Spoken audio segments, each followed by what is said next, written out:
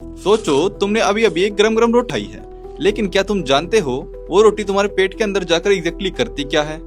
आओ step by step देखते हैं रोटी का डाइजेशन कैसे होता है। देखो, जैसे ही तुम रोटी को मुंह में डालते हो तो डाइजेशन शुरू हो जाता है।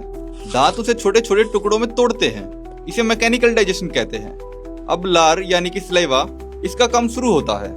सलाइवा में एक एंजाइम होता है सलाइवरी अमाइलेज, जिसे टाइलिन भी कहते हैं। यह एंजाइम रोटी में मौजूद स्टार्च को तोड़कर सिंपल शुगर यानी मेल्टोज में बदलना शुरू कर देता है। मतलब रोटी का स्टार्च यहीं से ग्लूकोज की दिशा में सफर शुरू करता है।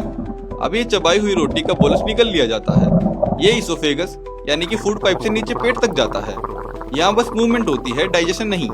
इस मूवमेंट को कहते हैं पेरिस्टाल्सिस मूवमेंट, जो खाना नीचे पुश करती है। अब रोटी पहुंचती है पेट में। यहाँ पर मिलता है गैस्ट्रिक जूस, जिसमें होता है HCl यानी कि हाइड्रोक्लोरिक एसिड, और साथ में होता है पेप्सिन एंजाइम। यहाँ एसिड होता है, इसलिए सलाइवरी अमाइलेज काम करना बंद कर देती है। अब पेट का पेप्सिन रोटी में मौजूद प्रोटीन यानी ग्लूटेन को छोटे छोटे पेप्टाइड चेन्स में तोड़ता है और पेट इसे एक सेमी लिक्विड में बदल देता है। इसे कहते हैं काइम, यानी कि जो ये आपको पेस्ट जैसा दिखाई दे रहा है यही होता है काइम। अब ये काइम धीरे धीरे छोटी आंत में भेज दिया जाता है। अब छोटी आंत में होता है रोटी का असली डाइजेशन। यहाँ पैनक्रियास से आता है पैनक्रियाटिक जूस, जिसमें एंजाइम होता है पैनक्रियाटिक अमाइलेज।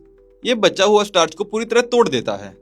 छोटी आंत की दीवार पर लगे एंजाइम्स माल्टेज, सुक्रेज और लैक्टेज इन कॉम्प्लेक्स शुगर्स को सिंपल ग्लूकोज में बदल देते हैं।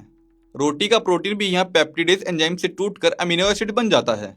और अगर घी या तेल साथ में था तो बाइल और लाइपेज उसे फैटी एसिड में तोड़ देते हैं। अब ग्लूकोज, अमीनो एसिड और फैटी एसिड छोटी आंत की दीवारों से एब्जॉर्ब होकर ब्लड में चले जाते हैं। यहाँ की विलाई और माइक्रोविलाई न्यूट्रिएंट्स को खून में पहुंचाती है और फिर खून इन्हें सीधे लीवर तक ले जाता है, जहां से पूरा शरीर एनर्जी बनाता है। अब रोटी का वो हिस्सा जो डाइजेस्ट नहीं हुआ था, जैसे कि वेस्ट, ये पहुंचता है लार्ज इंटेस्टाइन में। यहाँ पानी और कुछ मिनरल्स एब्जॉर्ब हो जाते हैं और फिर बाकी का बचा हुआ हिस्सा मल के रूप में बाहर निकलता है। यानी कि जो रोटी तुमने खाई थी उसका स्टार्च एनर्जी में बदल गया, प्रोटीन बॉडी रिपेयर में, फैट एनर्जी स्टोरेज में, और फाइबर ने डाइजेशन को स्मूथ किया।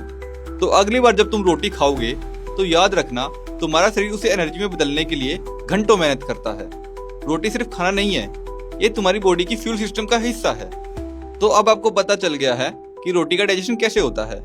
तो अगर आपको ये वीडियो अच्छी लगी है तो वीडियो को लाइक कर दीजिए और कमेंट करके बताइए कि आपको नेक्स्ट वीडियो किस टॉपिक पर चाहिए। साथ में ऐसी और वीडियोस को आप हमारे चैनल पर देख सकते हैं।